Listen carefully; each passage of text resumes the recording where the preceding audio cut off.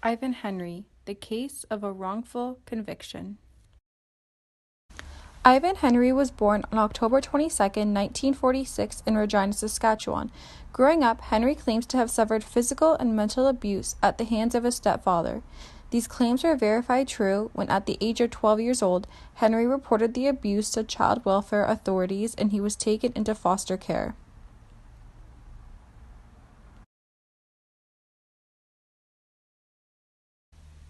Starting at the age of 14, Henry had been in and out of custody in the three provinces of Saskatchewan, Manitoba, and Alberta.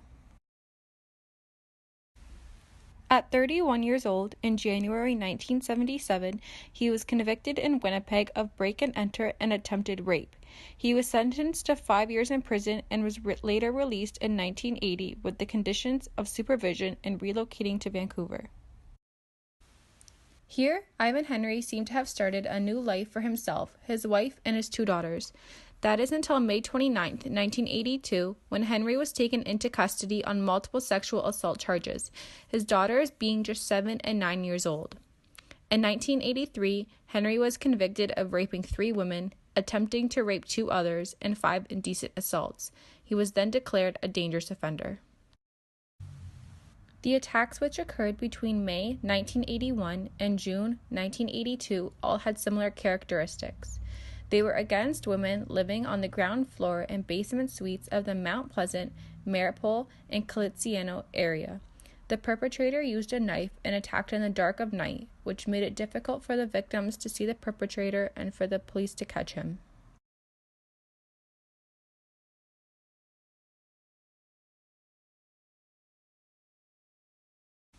Prior to the conviction, he was forced into a photo lineup where he became aggressive and started to struggle.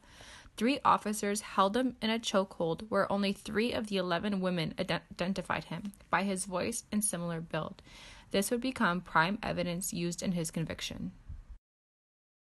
His wife Jessie also provided an incriminating statement that the police used to build his case.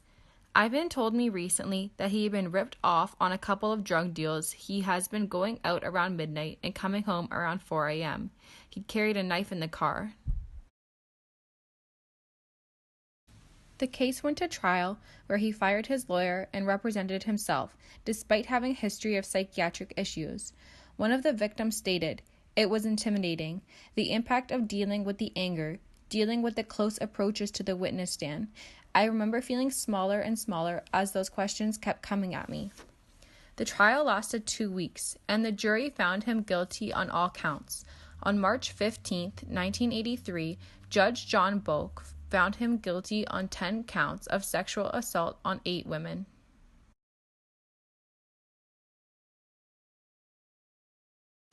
Throughout the whole ordeal, Ivan Henry always maintained his innocence. Here are the factors leading to his wrongful conviction. Number 1. Police lineup. As previously mentioned, Henry was given an unfair chance during the police lineup where 3 officers held him in a chokehold. After creating such a scene, it is only common sense that his presence would make the victims uncomfortable and possibly sway them into misidentifying him. Obviously, anybody viewing that lineup from an adjacent room would be struck by this extraordinary sight, and their attention would be drawn to the person who's in the headlock, and obviously he could look guilty. Number 2. Eyewitness misidentification. The eyewitness's testimony came from the victims whose assaults were in the dark by a man whose face was covered. In the lineup, he was identified by only 3 of the 11 women. Many of the statements were from early in the investigation. Some of them said the attacker was 5 foot 6 inches tall or had brown hair, and one said he had a long beard. None of those applied to Henry, however. Over the time, statements changed to match his description.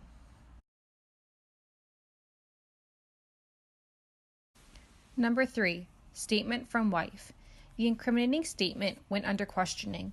She later stated that she knew all along that it wasn't him, but she felt as though she couldn't do anything because she was a drug addict on welfare. She also said she was paid $1,000 for her statement. Number 4. Tunnel vision. The investigation gave no consideration to any other suspects. Many of the attacks Henry was blamed for were very similar to acts perpetrated by a known criminal in the same neighborhood whom shared similar physical characteristics. In fact, it was the similarities between the attacks the two men were accused of that resulted in the reopening of Henry's convictions. The use of DNA evidence is what eventually indicated to the police that the man, Don McRae, was responsible for attacks that Ivan Henry was blamed for. McRae did plead guilty and was given 5 years in jail. Number 5. Lack of disclosure of exculpatory evidence. Prosecutors failed to disclose information and evidence that was relevant to the case of Ivan Henry, who was working as his own defense. Physical evidence like DNA that was found by police was never shown in trial. After the trial, the semen samples collected were lost. However, science could have eliminated Henry as a suspect with a simple blood test. That's not to say that physical evidence wasn't obtained by the police investigators. It was. Bodily fluids were left behind at 4 of the scenes where Ivan Henry was suspected of committing sexual assaults. Number 6. A misinstructed jury. The judge didn't give crucial instructions to the jury at the original trial. The BC Court of Appeal, upon his acquittal, stated that no properly instructed jury would have ever found him guilty. Number 7. Acting as his own defense. Ivan Henry represented himself and was aggressively cross-examining the witnesses, which painted him in an aggressive light. Number 8. Pressure to convict. The city was washed with fear in wake of the Clifford Olson convictions, and the Vancouver police were under pressure to find the person responsible due to the increase of sexual assaults on women, who we now know were acts done by Don McRae.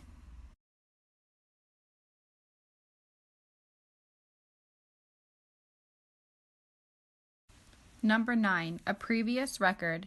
As I spoke about before, Ivan was in and out of institutions from the age of 14, and in 1977 he was convicted of break-and-enter, assault, and rape. Finding the truth. In 2002, Vancouver police reopened investigations which led many missing women cases to Robert Picton. Also, investigators looked into assaults from 1983 to 1988 that were similar to what Henry was convicted for, but could not have been him as he was in jail. A BC special prosecutor, Mr. Doost, was asked to look into Ivan Henry's case to see if he was wrongfully convicted. In 2008, he recommended Henry be able to appeal. The BC Court of Appeal stated that the trial judge tampered with the case when he instructed the jury that Henry's reluctance to participate in the police lineup was good evidence and that each charge should have been a separate trial.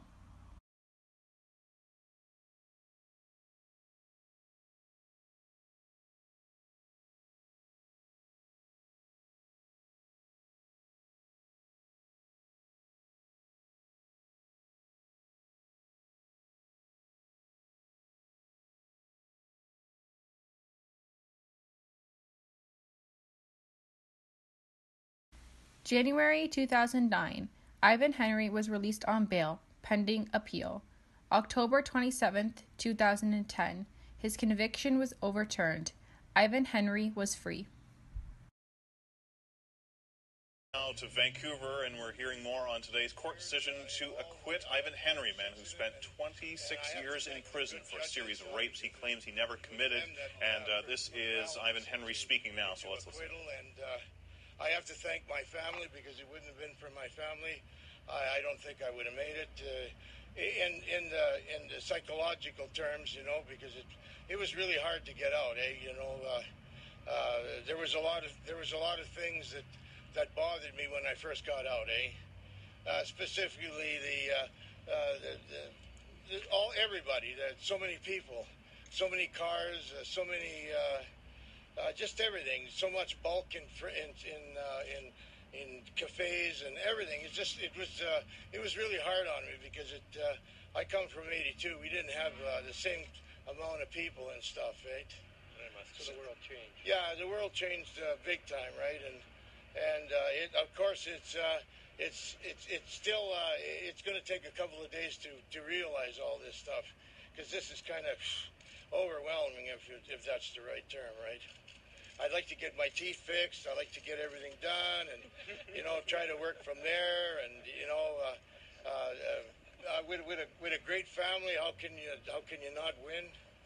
And I thank all yous all across the country and Canada, because we do live in a wonderful, wonderful country. Mr. Henry, your daughter said you always believed this day would come.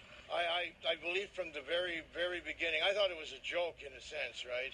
And as the joke kind of went away, I don't know. I just have the great belief in God, and I have in people, honesty. I believe in honesty, a lot of it, and maybe that's why, right? Because there's not much. Well, we all got to believe in honesty in some senses. That something will work right if you just wait for it, right? Are you angry, sir? Not at all. Why not?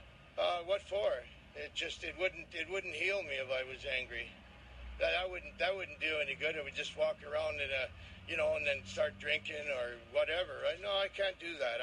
I got grandkids that I'm so proud of, and I got a little dog that I look after, and he's my friend, and it's just the way it is, right? And I'd like to say to people that are still incarcerated, don't give up. Keep plugging ahead and work to get out and to learn what society is all about. It's not all a dirty world, eh? We're all here to try to help each other, and maybe that way we can, I don't know, become better with each other, right? And try to live together, because it's only one world, and that's about it. And I don't know what else I got to say. What about a lawyer at trial? Well, that's another. That's like a vote without oars, eh? Thank you very much. Thank you. Thank you. Thank you. Thank you. Thank you. Thank you. Compensation. Carrie, Tanya, group hug. David, get in there. Get in there. Mr. Henry, are you looking forward to compensation for all those years? That's another vote with an oar. That has an or, though. Yes, it does. It should have 2 or 3 oars. At least. Okay. Gentlemen, Big hug. Hold tight. thank you. The conviction has not only been hard on Ivan himself, but also on his family. "We were judged by the public and harshly looked upon," said his daughter Tanya. "It's been a huge family secret. We were kicked out of the neighborhoods and moved around many times trying to hide who we were. Over the years, we've come to realize things were wrong." His other daughter, Carrie, died from an overdose in 2015 at the age of 39. Her mother and Henry's ex-wife, Jessie, had also died of an overdose at 39 years old.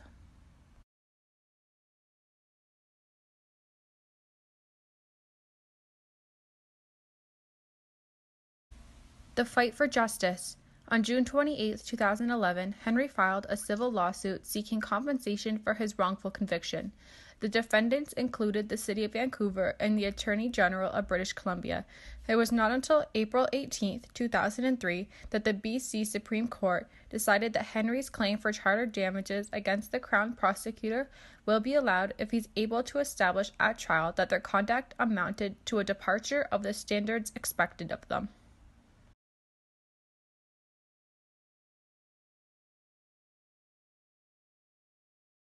On January 21, 2014, the Court of Appeal found the BC Supreme Court judge erred in its decision and asserts that Henry had to establish malice on the part of the child prosecutors to succeed against the provincial crown.